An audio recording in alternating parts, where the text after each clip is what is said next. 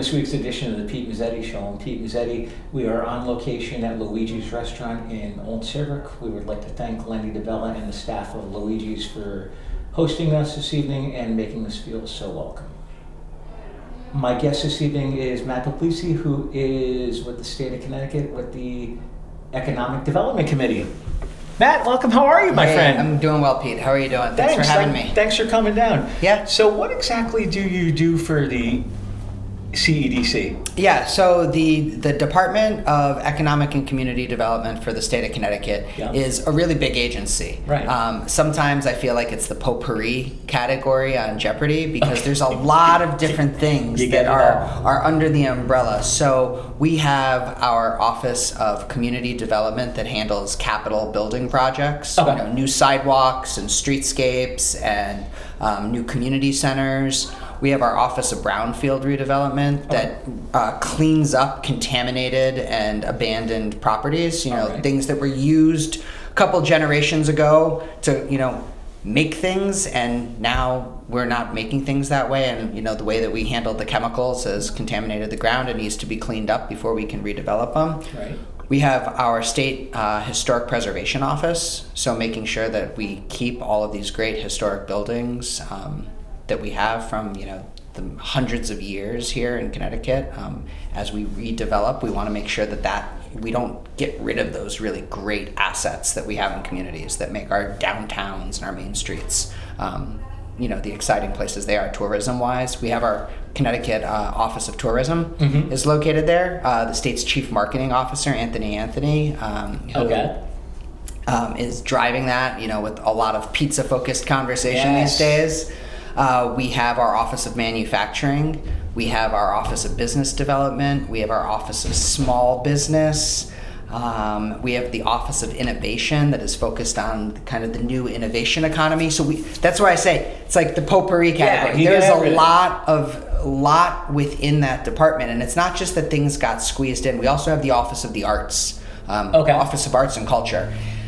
And so when you look at this, you need all of these things, right? To make a community. Yes. You need jobs, you need infrastructure, you need to clean up and take empty sites and put them back into productive use. You need arts and entertainment and things for communities to relax and bring people together, to celebrate, to have that joy, the vibrancy in life. The vibrancy in a community really comes from Connecticut's Department of Economic and Community Development and all the different work we do. Right. And I saw that Anthony was on a bus tour, driving around in a bus talking about pizza. He was. He was actually, I don't want to cast any shade on Luigi's, but he was actually just down the block. They made a stop in Old Saybrook, which I think was really awesome. Yeah, Pizza Palace. And they hit over to Westbrook and to Clinton as well. Yeah. And I think it's really exciting. You see all of the different restaurants in your town, whatever town you live in, right? Right. Everybody argues over who is the best pizza. Where are you going to go get the best pizza? And everybody has their preference. And I think it's really great that we have driven so much interest in Connecticut as a place, not just to come and eat pizza, but as a place that you can come for a long weekend and experience history, art, culture. We have it all here in Connecticut, and it's just, we're 90 minutes away from New York, we're 90 minutes away from Boston. It's a really great place for people to discover, and I think a lot of that food tourism is driving discovery of the state as a whole. Yeah, no, exactly. And what else do you guys do at the agency? Geez, well, in my area of the agency, so I oversee our Office of Community Development and our Office of Brownfield Remediation. Those are the major areas. So really any capital project that DECD is bringing money into, whether that is to a private business through a loan for a capital development project, or a grant to a municipality to clean up a site or develop a new community center. We oversee all the competitive grant processes for those programs, and then the administration, making sure that they're using the state dollars efficiently, appropriately, and effectively in getting those projects built. Now, obviously, you guys are keeping pretty busy with the agency, correct? Yeah, we are very busy. So we have a lot of new initiatives that have come down the pike. So our Brownfield program is maybe not right off the cuff the most exciting thing to talk about. Okay. But it's the most impactful program that we are doing at the agency right now. So under Governor Lamont's leadership now, we have cleaned up over 2,000 acres of property and put it back into productive use. So you think about that site in your town that's sitting there vacant, blighted, and you know that nobody wants to just come in because of the cleanup that's going to go and drive up the cost of development. Right.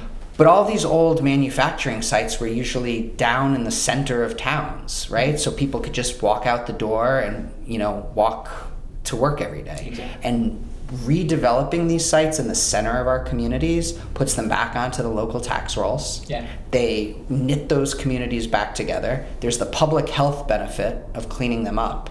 And for every dollar that the state puts into these sites, we're seeing $19 of non-state funds going into that same project. Really? Yeah. Cool. Yeah. So that's just a really impactful ratio to get stuff done. So the legislature during the last session increased how much money that we have available through our brownfield program. So over this next biennium, we have $70 million of grants in our competitive program that we'll bring out to communities to clean up different sites and get development going there. Wow. Yeah. Pretty impactful. It is. Yeah. It is. It's exciting. So I work on, oversee the Office of Brownfield Remediation and then also our Office of Community Development. And our kind of signature program with the Office of Community Development is the Community Investment Fund 2030.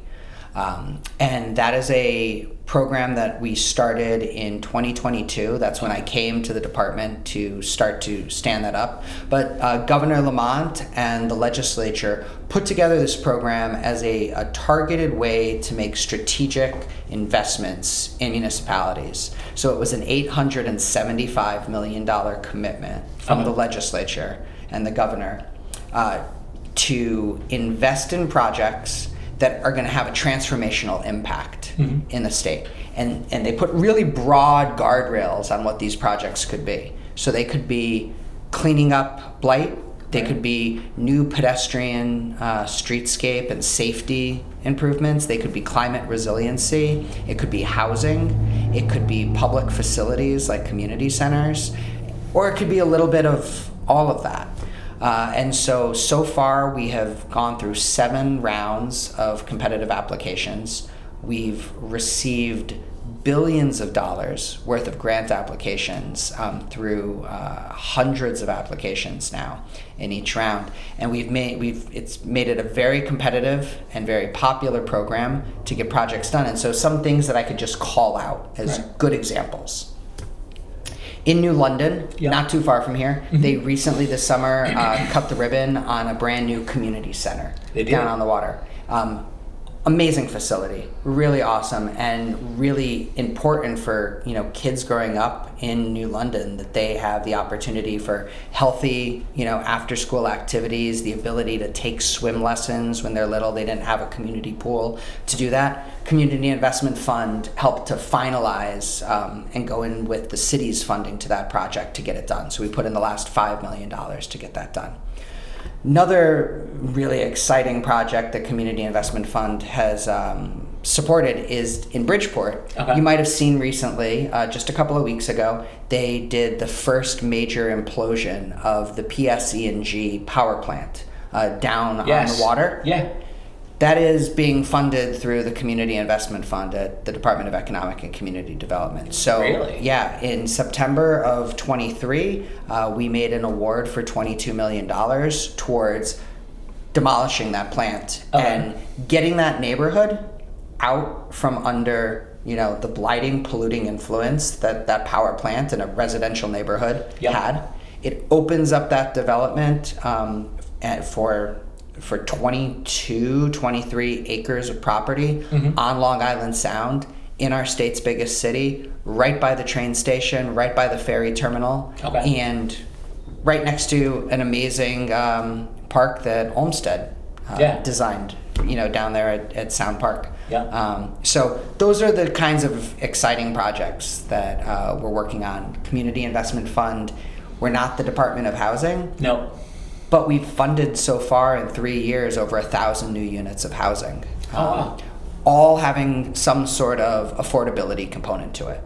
Some of them are affordable and targeted to seniors. Some of them are affordable and provide co-located supportive services for different target populations. But we've built a diversity of housing that is needed in all these communities, whether it's Enfield or New London or New Haven, Waterbury. We're putting these dollars to work and getting projects done. Right. And also, what people might not know, you're actually on the Board of Selectmen in Old Saybrook. I am, yes. You like it? I do. I've been serving on it now. I'm just wrapping up my 6th year serving on the Board of Selectmen. And it's been a great opportunity to get involved in government at the local level. I was involved in Old Saybrook economic development starting in 2015. Oh, okay. I came from an arts background, and running a theater. I ran a theater in Middletown for a while. I ran the professional theater up at UConn and Stores for several years. I didn't know that. Yeah, and being in the arts, you're always part of a municipality's entertainment and kind of cultural life, whether that's after hours or during the day. And so I've always been really excited personally about how we could participate in that conversation with local municipalities, and that's really what drove my interest in getting involved in government more directly. So I joined Old Saybrook's Economic Development Commission and was on that for about 6 years, and then was tapped to step forward and run for Board of Selectmen, and have been serving with Carl and Scott for the last 6 years working on that. Nice. And it's obviously an election day, so you're running. I am actually not running. No? I am not running. It was a really difficult decision to make, but it's hard work. Yeah. It's a lot of hours, and my current job at the state as deputy commissioner is involved with running a big agency, and also kind of has pulls and on my time, after hours for events and meetings and connecting with different officials. So, personally, I really want to try to put all of my energy into one thing and do it well instead of doing lots of things, okay. Now, how does your job at the state, how well do you work with the different towns and municipal officials? Yeah, I have to have good relationships with people, regardless of political party, regardless of community size. And, so I really take the approach that you sit down and you listen and you learn what are the priorities within a community, and what are the obstacles to getting a project done? Why are they coming to the state looking for support? What is the good argument that state taxpayer dollars should go into a project versus just municipal taxpayer dollars? But I'm really proud. I've built positive relationships with elected leaders in New London, which is currently led by a Democrat. Mm-hmm. Bristol, currently led by a Republican. Right. In the town of Scotland, when I was working with them, led by a Republican. In the city of Middletown, Democrat. But for me, it doesn't matter what party the elected leader is in. It's about what is the problem that they're trying to solve within the community, and making sure that problem that's identified. Municipalities have tools in place, have processes in place. Every town has a plan of conservation and development that outlines what are we going to do over the next 10 years? What do we want to do in housing? What do we want to do in our parks? What do we want to do in economic development? What do we want to do in social services? And all of these different types of big capital projects that I'm involved in need to fit into that plan. And then we need to make sure that the community has bought into that, they've had an opportunity to understand it, and that the local municipal leaders are creating those opportunities for residents. And you think the towns are pretty receptive of? Yeah, the towns are really receptive. I think that we have seen, and at the Community Investment Fund, going through the iterative process that we have. Every 6 months we run a new grant review process, and we've seen projects that come in that they start as the germ of an idea, and we say it's a good idea, but you've not talked to anybody in the community about it. Right. And we've seen them then work on, community input sessions to really involve the residents, the stakeholders in a project, get their input, and then change the project and change the plan. And so it's really exciting to see a project grow over the course of 18 months on paper as they've taken that advice that the municipalities have listened to the state and said, we're not telling you what to do. We're telling you make sure that your town has the input in making, Right. giving shape to it. Exactly. And then we can greenlight it. And I'm really happy that it's been called out at our community investment fund board leaders. Our board meetings, are chaired by Speaker Ritter and Senate President Looney. Okay. And they have called out, that the process that we use at DCD is really, it's not about just creating, burdensome government regulation. It's about creating involvement and really strong projects in these municipalities. And so, it's really fulfilling to know that towns are turning this into a regular part of their practice. So that means you work pretty closely with Joe DeLon from CCM. Do work with CCM and do work with COST, not as directly Right. since we don't fund them, but yeah, certainly. So that means you know Betsy Gara.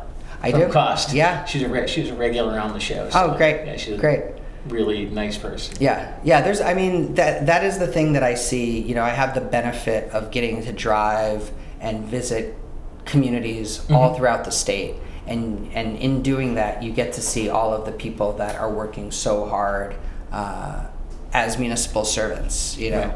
It's people don't get into this for the pay. No. No. It's a lot of hours. It's a lot of hours, after business is closed at Yes. 5. And even for myself, it's one of those. My wife always likes to send me to Stop and Shop or Big Y on the weekends. Yes. And then she's like, "Why did it take you?" Or the dump. She'll send me to the Old Saybrook dump, and she'll be like, "Why did it take you an hour?" It's like, well, because I ended up talking to 6 people while I was there. That's the way That's it works. part of But your that's job. that's part of the job. That's part of the job, and that's part of the job of government is making sure that everybody can understand Right. why a town is making a decision. What are all of the different complexities that go into that? It's hard to boil a big complicated decision down into just one news article Right. or one press release Right. and make everybody understand that it took years of consideration of strategy, finances, logistics, ownership to get a project and a decision to the point that it's finally greenlit. Exactly. So what other projects do you have in the hopper for your agency? Yeah, so at DCD, one of the exciting things that Commissioner O'Keefe, who runs the agency, he's my boss, one of the exciting initiatives that he brought forward during this last legislative session is called gray fields. Okay. So brownfields, I talked about earlier and said these are contaminated sites, vestiges of our industrial past, vacant, blighted. Well, I think we've all seen the last several years, Pete, right? That people are shopping online. Yep. Everybody has this flexibility of remote work in a lot of different areas. So what is that leading to? That's leading to vacant commercial Yep. and office space. And a lot of that is in the core of our communities. Right? And so the Grayfields Initiative is really standing something up to start to head this problem off so that a generation from now, Right. they're not needing to clean up these vacant, blighted sites in the same way that we currently are cleaning things up from 1940.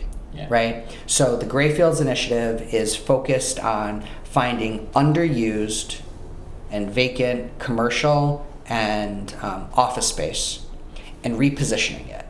So that is not as easy as just cleaning it up, No. right? Because not every office building is set up in terms of the architectural and engineering of it to be converted into something else. Right. But we're looking through this program to find opportunities to create housing in these areas. We're looking for opportunities to create different types of commercial settings and structures that bring activity and life to a downtown instead of just empty space. And then in some cases, maybe a site's been vacant long enough that the big challenge is that we need to tear that building down, and we need to open up that spot to be something else. Right. Not at all our first choice, but we have to be realistic. Right. And so the Grayfields project is going to really kick off later this winter, and is going to be about ways that municipalities can identify project sites and say, what could this building be? We know we're not going to get somebody to come in here and put 1,000 office workers in here, but does the floor plan allow for us to convert it to housing? Could we have a mix of housing and some other commercial use? Could we move a children's museum in there? Could we move some other type of, arts and cultural or experiential, commercial enterprise in there? How do we reposition this? And it's going to help provide municipalities with the resources that they need, and then provide developers and building owners with the resources that they need to make this pivot. And we don't want this to be a bailout. We're going to be, structuring this in a way that is going to make sure, just like our Brownfields program, where we were leveraging $19 of non-state funds for $1 of state funds, that's our target. We want to have that same type of ROI for the state with this investment. And as far as next year, 2026 goes, what do you see as far as what projects do you want to get done? Well, 2026 is going to be a big year at DCD. It should be the final year of awards for the Community Investment Fund. And so that'll be really exciting. It was a huge initiative that we took off, and making sure that these projects are actually moving their way along towards completion, which they are. You saw the PSEG building in Bridgeport come down. They have more to demo next spring to finish that off. But seeing those projects get done, and then looking at the data that we have from all of the projects that we have awarded, that have been completed, and making sure that the legislature has the information that they need to decide how do we want to continue or tweak this program moving forward in the future. I think that's a big important part of what it is that we're doing. Now, you guys are pretty closely with the legislature and the governor's office? Yep, we have talking to the legislature and the governor's office all the time. Yeah, I mean, when your agency is focused on capital projects and communities, and supporting business and creating new jobs and keeping jobs here in Connecticut, lots of people want to talk to you. What type of guy is Anthony? Like, I've seen him on TV. I've never interviewed him before. Yeah. What's he like? He is a lot of fun. He's a really smart guy, but the guy that you see on TV is the same guy in the office. Like, really? That's who he is. Really? Yeah, that's who he is. Yeah, he's a good guy. We have really, really talented people at our agency working on our team. Anthony, have you ever had the chance to talk with Paul Lavoie? No. So Paul Lavoie was the chief marketing officer for the state, not chief marketing. Sorry, he was the chief manufacturing officer for the state, but also an Old Saybrook resident. Yeah. Really? Yeah. So you have Paul Lavoie, myself. We had some good company here in Old Saybrook. Yeah. And what's Paul doing? Paul just recently departed the agency and is now leading up innovation and manufacturing efforts at the University of New Haven. Really? They have a really exciting project where they are taking empty commercial space and they are pivoting and creating space that's going to be used for students, for faculty, for research, and directly with businesses. To start to do training, skilling, innovation work that will drive more jobs and growth in the state. Very cool. So it's a very cool opportunity. Wow. Yeah. And I saw something on TV. I saw something on the news the other day with what's going on with the pizza trail. They actually have a part of an exhibit at the museum in New Haven. I didn't see that. That's exciting. Yeah. That's exciting. I gotta find out when the exhibit goes till I go into New Haven. Yeah, one of the challenges is that all this pizza trail talk makes me constantly looking at different places when I'm driving around the state that I need to stop and eat, but then I'm eating a lot of pizza. So I gotta find some balance. You gotta watch it. And then you can always just come back to Old Saybrook though, at the end of the day, and we have Luigi's. We have Al Forno's, we have Pizza Palace, we have La Maria, we have a lot of great restaurants in Old Saybrook and in the area, which is really great. Absolutely. Yeah. And we've got a little bit more time left, so what else do you want to tell us about the organization? So, I think one of the things, we're sitting here at Luigi's restaurant, and it's a small business. It's a family-owned small business, a great part of the community. And I think that, it's always important because small business owners spend so much time doing what they do, running their business. They love whether they're making pizzas or they're making widgets, right? That's what they're experts at. Exactly.